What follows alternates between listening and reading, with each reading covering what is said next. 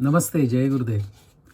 मेरे एक दोस्त है, बड़े विद्वान है, अच्छे साधक है, जिनका नाम है नंद कुमार देसाई। ये नंद कुमार देसाई जी दुबई यूएई में स्थित है। यहाँ महाराष्ट्र में कोल्हापुर गांव जो है वहाँ से वो है। इन्होंने बड़े अभ्यास के बाद एक किताब लिखी है, मराठी में किताब है। किताब का नाम है आपली उपनिषदे। ये ऐसा किताब है नंद कुमार देसाई जी का। उन्होंने बीच में खपोली में एक बार आए थे तो उन्होंने ये भेंट दी थी मुझे किताब की। जब से किताब हाथ में ली है नीचे रखने को दिल नहीं कर रहा है। बहुत बढ़िया है और ये बगैर उनकी साधना के इतना आसान उपनिषदों का ज्ञान लिखना संभव नहीं है। तो उनकी साधना को, उनके अभ्यास को प्रणाम करते हुए उनकी किताब में से जिन उपनिषदों के बारे में उन्होंने कुछ लिखा है, कहा है, वो है ईशावास्य उपनिषद, केनोपनिषद, कठोपनिषद, प्रश्नोपनिषद, मुंडकोपनिषद, मांडुक्य उपनिषद, तैत्तिरीय उपनिषद, ऐतरेय उपनिषद, छांदोग्य उपनिषद और बृहदारण्यकोपनिषद। इनके बारे में इन्होंने एक किताब में कुछ कहा है। तो मैं तो चाहूँगा आप ये पूरी किताब पढ़ें।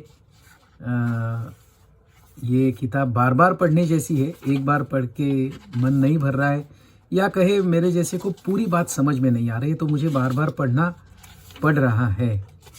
तो हर उपनिषद के बाद आखिर में इन्होंने, नंदू जी ने, वो उपनिषद का जिस्ट क्या है, सारांश उसका क्या है, इसके बारे में कुछ पंक्तियाँ लिखी है जो मराठी में है। जैसे यहाँ अभी पहला है ईशावास्य उपनिषद सारांश, ऐसे लिखा है। तो मैं चाहता हूँ कि हर उपनिषद का नंदू जी ने जो सारांश लिखा है उस पर हम कुछ जानेंगे, समझेंगे और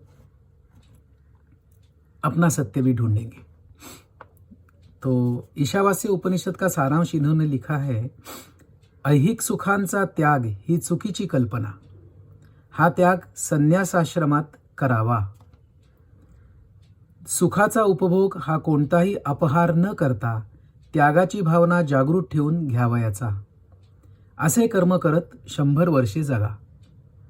ज्ञाता जग स्वतःमध्ये पाहतो, सर्व जगाला आपल्यात बघतो, कोणाचा तिरस्कार करत नाही।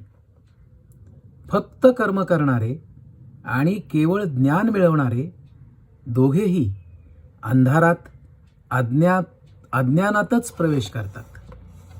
जो व्यक्त आणि अव्यक्त दोन्ही एकाच वेळी जाणतो तो मृत्यू टाळून अमरत्व मिळवतो।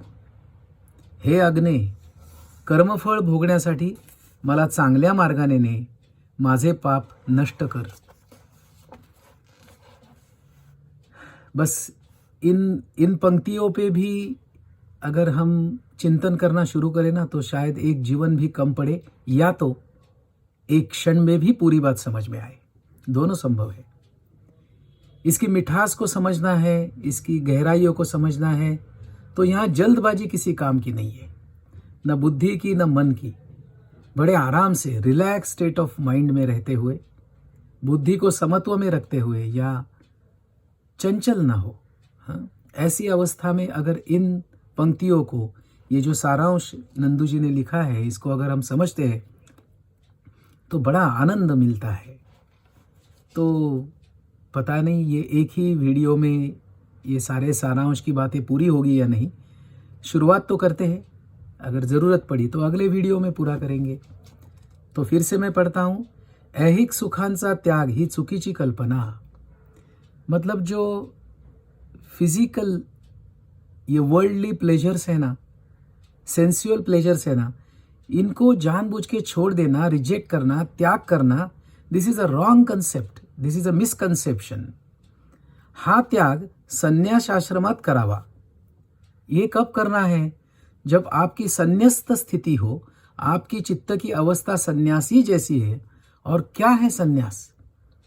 क्या है सन्यास? इसकी भी तो व्याख्या हम कर सकते हैं, इसे भी समझ सकते हैं। क्या घर छोड़ देना सन्यास है? हिमालय में चले जाना सन्यास है? भगवे या कोई पर्टिकुलर कलर के कपड़े पहनना सन्यास है? तो इतनी तो ऊपरी ऊपरी व्याख्या होगी नहीं, इसकी संभव नहीं लगता है।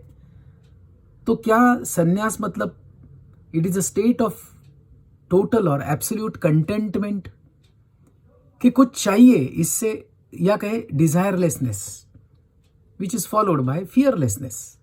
तो डिजायरलेसनेस और फियरलेसनेस, क्या ये संन्यस्त स्थिति है? और ऐसी जब अवस्था होगी, ऐसी कोई डिजायर नहीं है और कोई फियर भी नहीं है, अगर उसको हम संन्यास कहेंगे, तो ऐसा त्याग अगर करना ही है तो ऐहिक सुखों का त्याग संन्यास आश्रम में करना। ये पहली लाइन है, ये ईशावास्य उपनिषद का सारांश नंदू जी बता रहे हैं। मैं ये वीडियो उनकी परमिशन के बगैर कर रहा हूँ, लेकिन पता है उनका जो प्यार है, उनका जो बढ़प्पन है, उनको कोई आक्षेप नहीं होगा कि वो उन्होंने जो लिखा है वो अगर और ज़्यादा लोगों तक पहुँच जाए, और जिनको इंटरेस्ट है ऑफ कोर्स उनके लिए, तो उनको आनंद ही होगा। और अगर प्यार से मुझे डांटेंगे भी तो भी मैं वो गुरु प्रसाद करके ही स्वीकार करूँगा। लेकिन चाहता हूँ अगर मेरे गुरुओं ने कुछ दुनिया के भले के लिए कहा है तो उसमें से जो भी मेरी समझ में आया है वो दूसरों से शेयर करूँ। ये मेरा नेचर है, मेरा टाइप है, मुझसे रहा नहीं जाता। ये सही है या गलत नहीं पता नहीं है।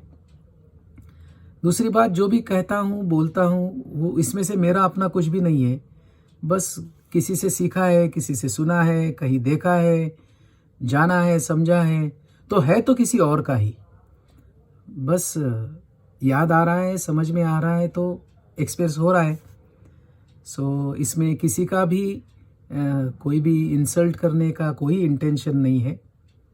मेरी समझ में गलतियाँ हो सकती है, मेरे एक्सप्रेशन में गलतियाँ हो सकती है, लेकिन उपनिषदों के ऋषि हो या नंदू जी खुद ये नंद कुमार देसाई जी हो, इनके प्रति कृतज्ञता व्यक्त करते हुए आपको भी धन्यवाद देता हूँ।